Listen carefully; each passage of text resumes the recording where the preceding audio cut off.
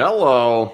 That was not good. Crazy game, wild game, no doubt about that. Wacky one. I don't really know all the different terms I can use to talk about that game, but just like I want to be excited about the recovery. I want to be excited about, they came back and, there was a chance there and maybe, they get one more and it's a tie game and it goes to overtime and maybe they steal one there, grab a point or whatever. And it's like, that's where I want to be, but I can't get off of the details that they let go of in that game. Like there's just too many mistakes, too many errors, too many issues that you just can't have this deep into the season. Like we're not early season anymore.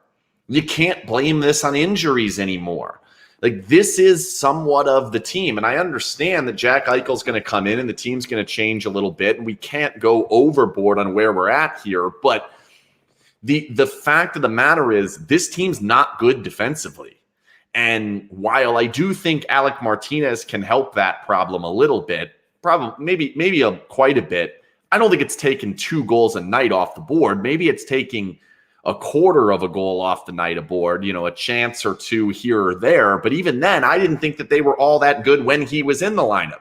William Karlsson, another guy, I think he makes you better. But that then pushes other guys down the lineup, and you're going to need more out of those guys. So it's like, right now, my biggest concern is this team is the attention to details defensively is terrible, like downright terrible. And I don't know what to make of that because historically, that's been a strong suit of this team, specifically under Pete DeBoer. And since they've had Pete DeBoer, today's his 100th game, there haven't been many games where they allow 6. And they're allowing 5, 6, 4, 4, 3, 4, 6. It's never 0. It's never 1.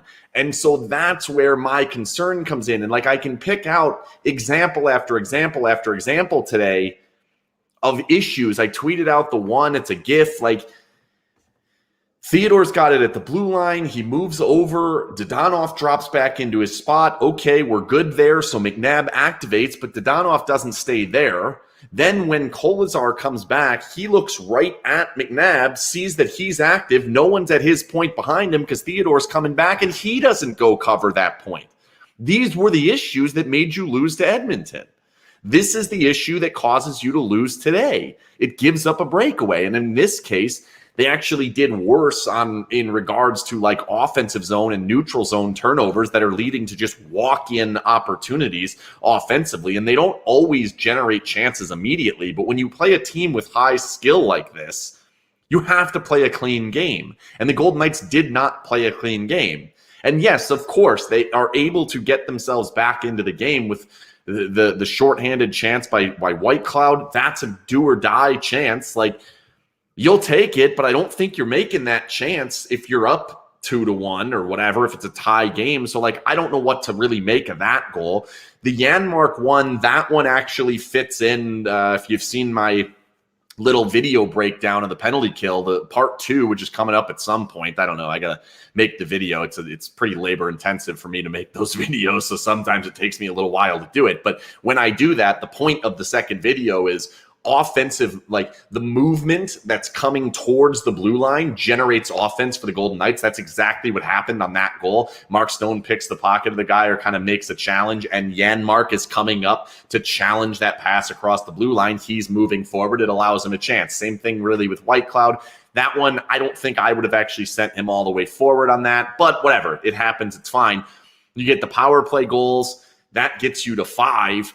Really your one good chance at 5-on-5, and that's not fair. The one goal, they actually had few other chances. Stolarz was pretty good at 5-on-5, was a complete misplay by the Ducks that you do absolutely nothing to create that. So it's a combination of like they're not generating enough offensively, and that I can kind of let go because I know how good this team can be even when they're not generating 4, 5, 6 goals a night. Like that's not the part that bothers me. The part that bothers me is the tweet that I sent out today that shows they've allowed 0 or 1 goal twice in 22 games. Like that's not acceptable. That's not what this team is supposed to be. They're supposed to be good defensively. They're built through defense. They're built through defensive forwards. Now, that's changing. Eichel is not that. So that is changing. But now, if you're going to play 5-4 every single night, you're just going to lose in the playoffs a different way. And I'm, as much as I like Leonard, and I think Leonard's doing a good job in there. I asked Mike today. He didn't like 2 of the 6. One's an empty netter, so it's really 2 of the 5. We'll talk about that tomorrow on goalie interference at 7. Get a little bit more in depth about that. He's not the type of goalie that's going to save games for you, steal games for you. Yes, he can stop some of those ones in tight. He can do some of the things that get you a situation where even if you are kind of drowning, he can get you out of that from time to time. But when you're giving up a bundle of breaks, or when you're in situations where you're giving up easy zone entry and they're going to get quick strike opportunities, he's not going to bail you out. That's just not who he is. And so you're not playing a style that actually fits what he's good at. And so even when he has pretty decent games, or for the most part, a pretty damn good season, 18 of the 22 games, I actually think he's played pretty well. You're not going to win enough of them because you're not playing to his strength. And then there's other issues today, like the Marchessault shot. And everybody knows, like, I love Jonathan Marchessault. I love the player. I love the guy. I love everything about the way he plays. I like the feistiness, everything about it. Today's opportunity, like, you bust into the zone. You understand that we have 5 players coming in behind us, and they only have 4. He's not fully in on a breakaway. There's no way he's cutting to the front of the goal to change the angle on that shot. Maybe he sees a small pocket in the goal that's to shoot that on Stolarz, but you have to understand that we've got 1 minute and 15, 20, whatever seconds left. You can't take an odd angle shot that puts the puck into a dangerous area where you're not going to be able to get it when you don't have a goalie in there. I don't mind that shot if you've got a goalie back there. Yeah, pick that corner and try to tie the game up. Okay, fine. But if we don't have a goalie back there, which I'm good with. You shouldn't have a goalie back there. You're down a goal. There's 1.5 minutes left. You're on a power play. Fuck it. You don't need a goalie. Fine. But you can't take that shot. You have to value possession. You have to value getting all 6 in the zone so that when there's a loose puck, you win it back. Or at the very least, you don't allow them a clean opportunity. They get to the puck first. You get a bouncing puck out towards the neutral zone, and Shea's not able to make the play. I get why Shea tries to make that play with his stick. Maybe he probably should be making that thing with his glove. That's another missed decision. It's another detail-oriented issue. And the details as a whole today just weren't good. Issues in the neutral zone, issues in exits, issues with getting pucks off sticks. Like Nick Hague's stick didn't work today for some reason. Like, I don't know what to make of it all. And it's like, it's just very abnormal, I guess would be the term for this team. And now sitting at, 12-10 now outside of the postseason, looking up at a number of teams in the division, losing on games where the opposing team is on back-to-backs. Like, you should be winning these games if they're close. The second period should be yours in these opportunities, and they haven't been. There's a lot of games. I don't have the stat in front of me, but they've played a lot of teams on back-to-backs, and they have not played a lot of back-to-backs. Golden Knights are usually good on back-to-backs. When they play against teams on it, they're usually good. They haven't been this year, and they're giving away points. And we can blame it on injuries and whatever, but you're going to have injuries. Jack Eichel's not coming until March. And, yes, you're going to get Carlson back. You're going to get Martinez back. But this is pretty much it. This is what it is. And the way they're playing, they're going to keep giving up ridiculous numbers of goals. And until they get Jack Eichel, they don't have the offensive talent to overcome it. You just don't. Their power play is not going to get all that much better. Yeah, they score 2 in a row, but you give one up in the middle of it, so it didn't even count. So I don't know what good that is. You're still basically being outscored by your penalty kill. That can't be the case. All of it, I don't know. And then, we're yapping about calls and whatnot. Evgeny Dadonov checks the goalie. He shouldered the goalie in the chest, and the guy falls back, and, we're bitching on the broadcast saying he made a meal of it. Come on. We're grasping for straws here. And I was frustrated on Monday when I'm sitting in the press conference and Marchessault comes in. And again, I guess I'm picking on Marchessault today, but he's been a guy that I felt has turned the corner on like we need to be better to win in the postseason. We need to take more steps and do more things offensively and eliminate some of the problems. And he says, well, against Edmonton, we played great. We played a good game. We just had 5-6 mistakes. And if we clean those up, we'll win. Well, that's the game there, bud. Like, that's your history. And I'm like trying in my head, the wheels are turning, like, how do I ask him a question about the history? And I couldn't quite come up with it. So he leaves before I get the question off, which frustrates me, but whatever. Like, you lost 2 times in a row in the postseason because of that exact reason. You control the play. You control the puck. You give up issues in your own zone where you're too active or you make mistakes or there's not guys filling in or there's turnovers in the neutral zone or turnovers at the blue line, whatever. And you give up chances that you can't stop and you lose a game that you out-Corsi the team 65-35. Like, that's your MO. So when it happens in the regular season against a team that McDavid didn't score a point, Draisaitl didn't score a point, they didn't have a power play point, and you lose at home, you did not deserve to win. Like, why that is still even in the rhetoric at all, I just don't understand. And it frustrates the fuck out of me because it's like, these are your problems. You have to solve them. Luckily, I guess, there's new problems now. Like, I think the Eichel answer, that is an answer to that problem. Well, we're not going to have that problem anymore because we have an elite superstar that's going to generate offense for us. Okay, well, what are the new problems? Well, we don't fill in for active defensemen. We turn the puck over at the blue line too often. Our neutral zone is by no means what it used to be at all. Like, we do not shut down teams in the neutral zone at all anymore. Our defensive coverage can be good for 90% of the game, but then it falls apart. And we no longer have a goalie that makes spectacular saves when they have 2-on-1s or breakaways. Like, we don't have any, like, those are the new problems. And like, we have 60 games.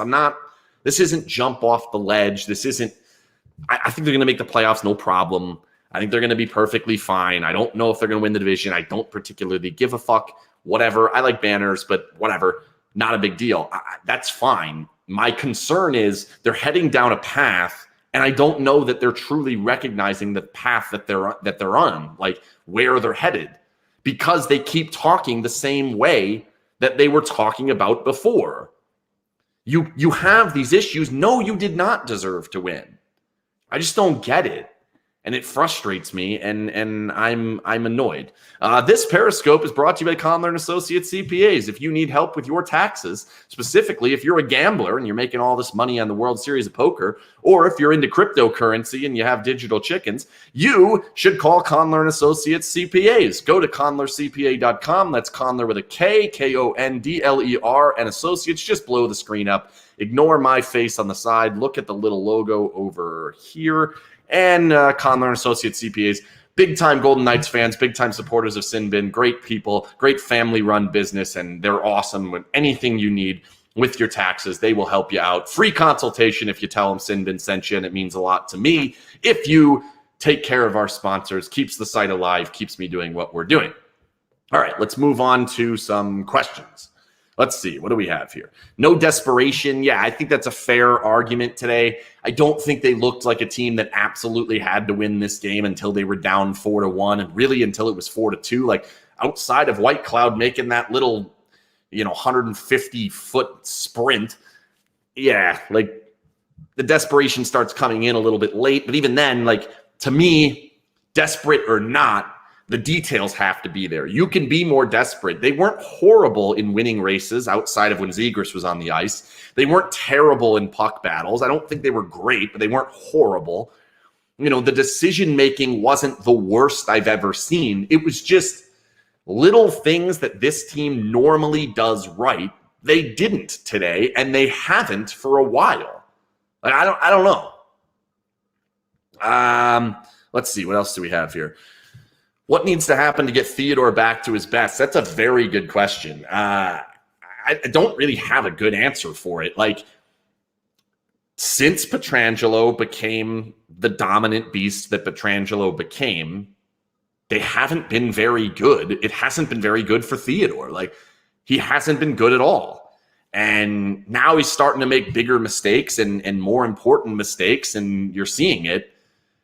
It's not good. Like, I don't know what to do about it. And at some point, you're going to have to ask the question. So it's like, does he go? Like, is that the next move? Is that the next idea? I don't know. Like, I don't think you have to rush into that decision right now. If that's the guy that you think, well, maybe we might decide to trade Shea Theodore down the road, okay. You don't have to rush into that. I think you can do that in January, February, somewhere in there. It's December now, so maybe it is a little bit more of a rush than I'm thinking, but I don't know what to do with him. I don't have a good answer. I don't think you're insane to think that he would be the one to go. It's a lot of money. It basically gets them to where they need to get to. They probably have to do one other minor thing, and I don't think it would be anything significant. They probably can get away with LTIR with $2 million or so at that point. I think they could find a way. I don't think it's insane that he can go. I mean, it's hard to think anybody's insane that anybody can go. The only thing that would be insane is saying that Pietrangelo or Stone can go, because it's insane to think that they're going to waive their no moves. That's not going to happen. Other guys, like, I think it would be a little bit crazy to think Pacioretty would go. I don't know how you would score goals if you don't have him, so I don't know. This is a good point. Carlson always does the little things. He needs to come back. I don't know how you're going to find the money. Like, he's another one that could potentially make sense to go. And it's like, I know people get mad at me like, oh, you can't send out Carlson. You can't get rid of Theodore. No Smith. Like, I didn't trade for Eichel. The front office believed they were going to be better with Eichel. And so they went down that road, and they're going to have to figure it out. So does our main issue come down to playing shutdown defense? Well, that's been the MO of this team for 100 games and 39 playoff games. Like, that's been the MO under Pete DeBoer. As he got better and better and better in regards to his system, making strides with this team, I wouldn't say right away, but the bubble and then the following season and then that postseason, like, that's been their calling card. Shot suppression is what I used to call it. There's been no shot suppression. What'd they give up today? 40? I know, what's the number? I got to see this. What's the number of shots? 34.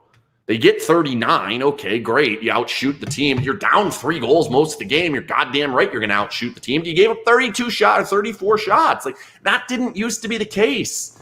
They don't go to Honda Center and give up 34 shots. And I get it. This Ducks team's a lot better. I'm not trying to take that away from him. This Ducks team's a lot better. But damn, defensively, you've got to be better. You have to be tighter. And it's like, I don't know if it's this new neutral zone. And really, I didn't even see that today.